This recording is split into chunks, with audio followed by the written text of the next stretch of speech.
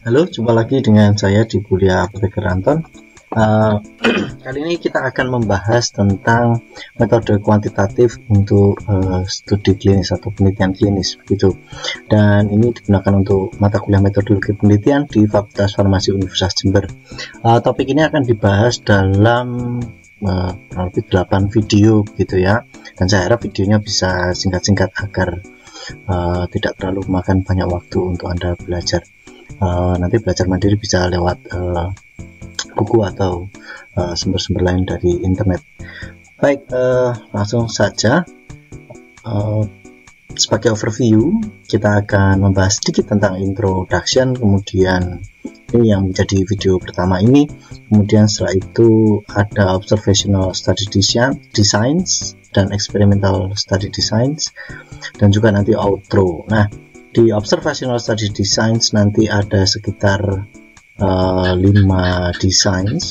atau 6 designs gitu yang saya jelaskan di video masing-masing. Kemudian eksperimental ada 1 dan outro ada juga lagi 1. Baik, di introduction ini kita akan sedikit bicarakan tentang causality assessment, kemudian seluruh macam study designs, clinical study designs. Kemudian saya ingin mengenalkan hierarchy of evidence, dan ini sangat berhubungan dengan drug information service dan juga konsep IPM di farmasi klinik ya, dan ya di farmakoepidemiologi dan lain sebagainya, serta ada bias and confounding ya, dan ethical consideration. Baik, tentang causality assessment ya. Di penelitian klinis biasanya kita ingin menyelidiki hubungan sebab akibat ya. Dan hubungan sebab akibat ini pada umumnya bisa ditunjukkan kualitasnya ya dari desain penelitian yang dilakukan gitu ya. Maksudnya apa Pak? Maksudnya semakin sederhana desain penelitian klinis, semakin sederhana desain penelitian klinis, maka semakin banyak atau semakin tidak mungkin kita untuk mengenerate atau membuat hubungan kausalitas antara satu faktor dengan suatu faktor yang lain, antara satu variabel dengan variabel, atau kita gampangannya kita sebut sebagai hubungan sebab akibat begitu ya, antara suatu sebab dengan suatu akibat. Jadi misal gampangnya begini, apakah ketika saya minum obat yang dipromosikan itu bisa menimbulkan efek sebagaimana yang diklaim atau diiklankan oleh satu obat tersebut?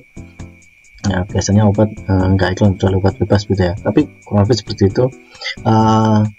Apakah memang ada hubungan sebab akibat? Nah, itu kita harus peroleh ya, atau kita kaji menggunakan desain-desain penelitian tertentu yang memang bagus desainnya gitu ya. Tidak bisa hanya sekedar testimoni yang sekarang ini banyak sekali digunakan untuk marketing gitu ya, marketing suplemen dan lain sebagainya. Jadi hubungan sebab akibat itu tidak mudah dibuat ya, karena dia menuntut desain penelitian yang bagus ya. Dan di sini di desain penelitian klinis ini nanti akan kita bahas lebih lanjut, itu hanya bisa ditunjukkan dengan baiknya itu dengan rancangan randomized clinical trial. Tapi ini tidak berlaku untuk semua kasus. Ada beberapa kasus yang cukup dengan misalnya case control studies atau cohort studies seperti itu. Nah, ada tulisan nyempil kecil di sini, tapi walaupun kecil sebenarnya dia sangat penting untuk diketahui. Ada yang namanya kriteria Bradford-Hills. Jadi Pak Bradford Hills atau Sir Bradford Hills ini adalah yang terkenal di dunia epidemiologi, yang memiliki 8 kriteria untuk menilai hubungan sebab akibat antara satu faktor dengan faktor yang lain ya. Tapi sebelum Bradford Hills ada beberapa kriteria lain yang bisa juga bisa dirujuk, misalnya yang Koch postulation gitu ya, dari Robert Koch, itu tentang infectious disease dan lain sebagainya. Baik, jadi kita sebenarnya dengan metodologi penelitian ini pengen melihat satu atau beberapa faktor, kemudian munculnya satu akibat. Nah, di dalam penelitian tentang obat ya, berarti misalnya ya, kalau kita minum obat begitu, apakah ada kesembuhan atau tidak gitu ya. Nah, ini dicari secara sederhana seperti itu, dicari hubungan kausalitasnya seperti apa. Jadi tidak mudah untuk menemukan kausalitas, menetapkan kausalitas ini. Baik, jadi selama proses pembelajaran metodologi penelitian ini, penelitian klinis ya, yang ada di pikiran Anda harus tentang hubungan sebab akibat ya. Baik. Yang kedua, ini tentang macam clinical studies ya. Kalau dilihat dari perlakuan atau intervensi ya, yang yang bisa diberikan oleh peneliti, maka clinical studies bisa dibagi menjadi dua kelompok besar. Yang pertama adalah penelitian yang di bawah observasional, yang kedua adalah penelitian eksperimental. Nah, penelitian observasional itu berarti peneliti tidak memberi intervensi, tidak memberi perlakuan ya kepada partisipan atau sampel yang sedang dikaji. Sedangkan pada penelitian eksperimental, jelas namanya eksperimen, berarti ada intervensi, ada perlakuan pada subjek uji yang ikut di dalam penelitian tersebut ya. Dan jelas nanti ada penjelasan selanjutnya, yang namanya eksperimen ini harus memperhatikan etika penelitian. Bahkan yang observasional juga harus memiliki persyaratan etika penelitian. Baik, untuk penelitian observasional ada banyak macamnya, dari case reports, case series dan lain sebagainya sampai cohort studies. Nah, dari bawah ke atas ini menunjukkan kualitas penelitiannya seperti apa. Kemudian yang eksperimental, di sini hanya ada satu contoh, randomized clinical trial atau kadang disebut randomized control trials. Dan sebenarnya macam dari penelitian ini, macam desainnya ya, variasi desainnya juga ada banyak sekali ya. Dan dari tahun ke tahun, dari waktu ke waktu bisa jadi ada sesuatu yang ada metode yang baru gitu. Baik, berdasarkan ini juga clinical studies, cuman kalau dilihat berdasarkan macamnya tentang analisis yang dilakukan terhadap data yang kita dapatkan dari subjek penelitian atau partisipan penelitian ya, itu bisa dibagi menjadi dua macam, yakni studi deskriptif dan studi analitik. Yang deskriptif bisa mencakup case report, case series, kemudian analysis of secular trends dan cross sectional studies. Dan menariknya ya, cross sectional studies juga bisa termasuk sebagai studi analitik ya. Nah, ini kenapa kok saya pull di situ, hanya untuk menunjukkan seperti itu. Nah, sedangkan yang lain ada case control study, cohort study. Nah, di analytical studies kita menggunakan lebih dari satu kelompok, minimal 2 kelompok, dan salah satunya adalah kontrol ya, kelompok kontrol. Jadi ada kelompok kontrol dan kelompok kasus, pada umumnya seperti itu. Jadi yang menggunakan kelompok kasus kontrol itu tidak hanya case control studies ya, tapi keempat desain penelitian ini semuanya menggunakan kelompok kontrol gitu ya, jangan terkecoh dengan istilahnya. Oke, resapi itu. Baik, selanjutnya tentang hierarchy of evidence ya. Di sini ada segitiga, sebenarnya dia kerap juga disebut sebagai pyramid of evidence ya, pyramid of evidence.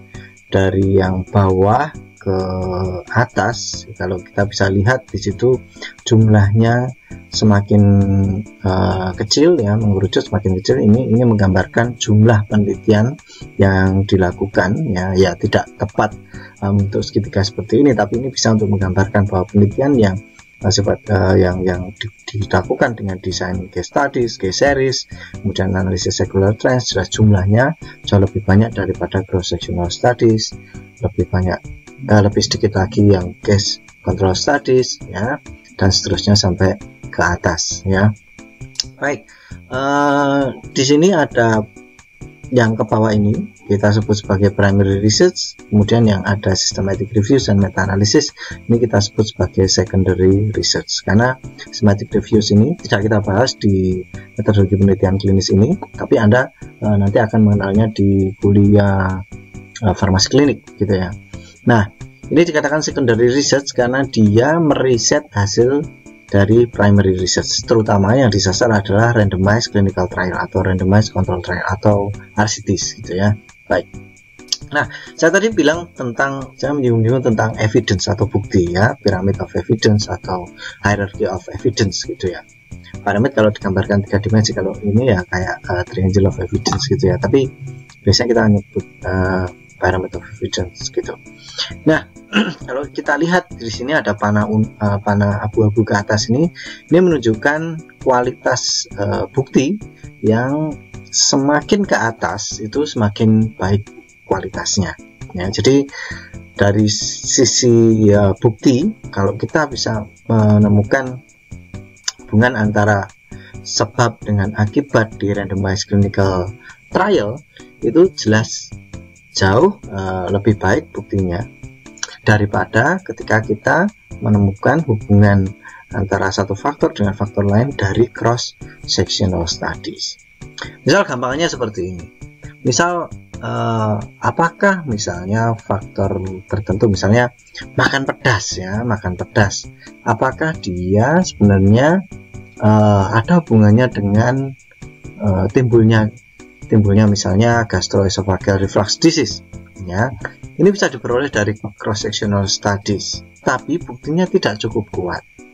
Bisa juga pakai randomized clinical trials ya, tapi tentunya kalau hanya untuk menyelidiki hubungan antara makan pedas dengan munculnya GERD harus menggunakan randomized clinical trials, biaya yang dikeluarkan biasanya terlalu besar gitu ya, tidak cocok begitu ya, tidak cocok. Nah, biasanya randomized clinical trials ini digunakan untuk menilai hubungan antara misalnya obat yang akan dirilis ya, misalnya contohnya kemarin yang lagi terkenal remdesivir misalnya, atau penggunaan kloroquine pada pasien atau hidrokloroquine pada pasien COVID-19. Nah, kemudian dicari apakah sembuh atau tidak, length of stay di rumah sakit lebih cepat atau tidak, dan lain sebagainya ya. Itu akibatnya yang itu tadi, apa length of stay, terus sembuh atau mempercepat sembuhan atau tidak, sedangkan sebabnya adalah penggunaan obat ini ya. Jadi seperti itu. Nah, maka kalau hasilnya negatif dari randomized clinical trials ya, hasilnya tidak begitu memuaskan, maka ya itu buktinya sebenarnya bukti yang cukup kuat juga ya, untuk membuktikan bahwa itu memang tidak cukup, tidak adekuat ya, tidak optimal untuk digunakan dalam klinis ya. Kemudian ada panah ke bawah warna orange ini yang dia menunjukkan risk of bias ya, risk makin bawah itu risiko bias itu semakin besar. Bias itu apa? Nanti kita bahas ya, kita bahas di selanjutnya. Sebagai sneak peek, bias itu kadang disebut sebagai systematic error ya, atau galat sistematik. Baik, nah kalau kita lanjutkan lagi tadi piramidanya tadi atau segitiganya tadi, ternyata masih ada banyak sekali tambahan di atas, ini hanya potongan tadi di sini ya, di atas. Bahkan sebenarnya sekarang ini, saat ini ya, semenjak tahun 2000-an 2012 kalau nggak salah ya, itu sudah mulai muncul yang namanya, selain kalau di sini ada systematic reviews, terus ada meta analysis, di atasnya lagi itu ada umbrella reviews ya, potongan segitiga ini. Nah, biasanya mahasiswa yang bimbingan saya terutama ya, biasanya melakukan penelitian itu biasanya cross sectional studies. Nah, itu posisinya ada di sini ya di sini. Baik, nah sekarang tadi sudah saya singgung tentang biasa ada sneak peeknya systematic error ya. Kita akan membicarakan tentang chance, bias, and confounding ya. Chance itu apa? Chance atau kadang juga disebut sebagai random variation atau random error gitu ya, random error. Nah, random error ini ya biasanya sangat mungkin terjadi pada suatu penelitian. Jadi pada suatu penelitian tidak mungkin penelitian itu dilakukan dengan sempurna ya, dengan sempurna sekali. Pasti ada toleransi terhadap error ya. Nah, ini misalnya yang dimaksud dengan random error ya. Ini misalnya kita mengukur antara, kalau dibuat satu kelompok gitu loh, di antara kalian 5 orang gitu. Kemudian diminta untuk mengukur panjang dari HP kalian masing-masing ya, HP tanpa casing ya, HP tanpa casing. Ada satu HP kemudian diukur ya dengan menggunakan satu penggaris yang sama ya. Jadi HP-nya satu, penggarisnya satu. Nah, di antara satu orang dengan orang yang lain ya, di dalam kelompok 5 orang ini bisa jadi yang satu hasilnya mungkin ada selisih antara pengukuran, misalnya hanya sekitar mili begitu ya, berapa mili begitu antara yang satu dengan yang lain. Nah, perbedaan ini kita sebut sebagai chance atau random error, dan itu kemungkinan besar terjadi. Bisa jadi waktu mengukur, waktu lihat penggarisnya mistarnya itu dalam sudut di atasnya persis 90 derajat gitu ya, tegak lurus.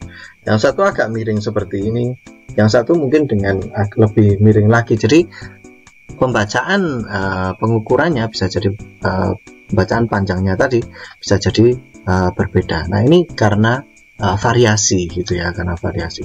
Bisa jadi di dalam kelompok Anda ada yang pakai kacamata minus atau bahkan mungkin silinder. Jadi pembacanya bisa jadi ada masalah di situ. Nah, ini sangat mungkin terjadi ya. Nah, ketika kesalahan itu ya, kesalahan pengukuran itu terjadi misalnya karena penggarisnya ini bermasalah. Kita mau mengukur panjang HP tapi penggarisnya ini bermasalah. Penggarisnya ini ya, harusnya dia misalnya satu penggaris ini mengukur 10 cm, tapi ternyata 10 cm-nya dia itu bukan 10 cm standar, tapi ternyata misalnya 10 cm tambah 1 mili ya, 1 mili ya. Kalau tidak percaya ya, kalian mungkin di rumah ada beberapa, atau di kos-kosan ada beberapa alat ukur gitu ya. Misalnya punya meteran bangunan punyanya bapak, terus meteran jahit punya ibu gitu ya. Kemudian penggarisnya punya adik gitu ya, tambah jangkau sorong misalnya. Nah, cek aja ya 10 cm-nya itu seperti apa. Kemungkinan besar ada selisih ya, meskipun mungkin selisihnya tidak begitu panjang. Nah, ketika ternyata alat yang digunakan itu tidak dikalibrasi ya, ini bisa menimbulkan yang namanya bias atau systematic error. Jadi ketika kita menggunakan alat ukur yang sama dan sebenarnya alat ukur tersebut tidak valid ya, berarti kan hasilnya pun tidak akan benar, tidak valid. Nah, maka kita berpotensi melakukan yang namanya systematic error. Mau berapa HP pun yang diukur itu pasti keliru karena alat ukurnya sudah keliru ya. Nah, itu salah satu contoh dari systematic error. Jadi ya bisa jadi seperti itu ya.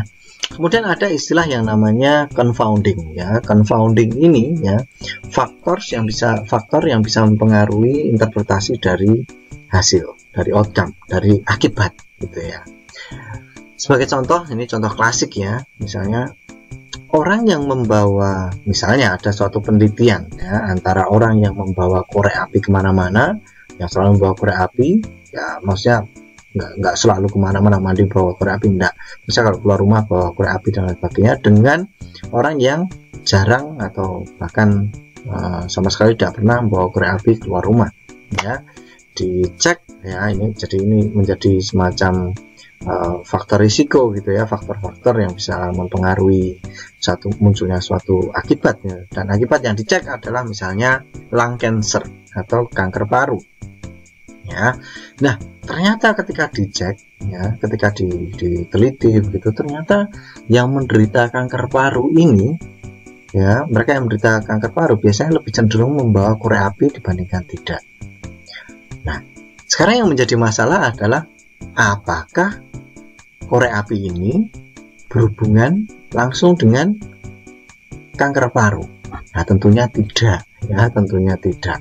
Pasti ada penjelasan di penjelasan di balik itu gitu ya. Orang yang membawa korek api biasanya adalah perokok gitu ya, biasanya adalah perokok. Kemungkinan besar ya, memiliki peluang besar sebagai perokok. Jadi perokoklah yang bisa menyebabkan kanker paru, misalnya seperti itu ya, kurang lebih seperti itu yang namanya confounding. Jadi yang namanya confoundingnya adalah sebenarnya adalah smokingnya ini. Jadi kebiasaan merokoknya inilah yang menyebabkan kanker paru, bukan itunya. Nah, dalam penelitian klinis kita harus sangat hati-hati sekali dalam menyelidiki hubungan antara banyak faktor ya, masing-masing faktor dari faktor yang memungkinkan terjadinya sesuatu dengan akibat itu sendiri. Perlu dicek apakah confounding ada atau tidak. Ya, jangan-jangan tidak ada hubungan langsung gitu ya, tapi ada hubungan yang bisa lebih memperjelas hubungan sebab akibat ya, berrelasi. Baik. Nah, kemudian terkait dengan isu etik ya, atau ethical consideration dalam penelitian saat ini, kalau di zaman dulu di Indonesia mungkin skripsi-skripsi yang menggunakan syarat etik ya itu cenderung jarang ya kalau zaman dulu ya. Nah, sekarang ini mulai digalakkan dan itu adalah sesuatu yang bagus karena penelitian terutama yang menggunakan sampel hewan dan juga sampel manusia ya, di sini karena kita ngomongkan klinis berarti penelitian pada manusia bukan praklinis, yang pada hewan ya, jelas perlu membutuhkan konsen ya, perlu membutuhkan ethical clearance atau ethical approval ya, bahwa metodologi yang kita lakukan itu tidak menyalahi atau syarat-syarat etis penelitian ya. Kalau Anda ingin tahu tentang sejarah kenapa kok etika penelitian diperlukan, itu salah satu sumber utamanya adalah deklarasi Helsinki ya. Kemudian juga bisa kalau dirujuk selanjutnya ada yang namanya Belmont Report ya. Jadi di situ mulai ada prinsip-prinsip, dikaji prinsip-prinsip etis penelitian ya, terutama di biomedis ya. Di biomedis ada misalnya beneficence, non-maleficence, terus ada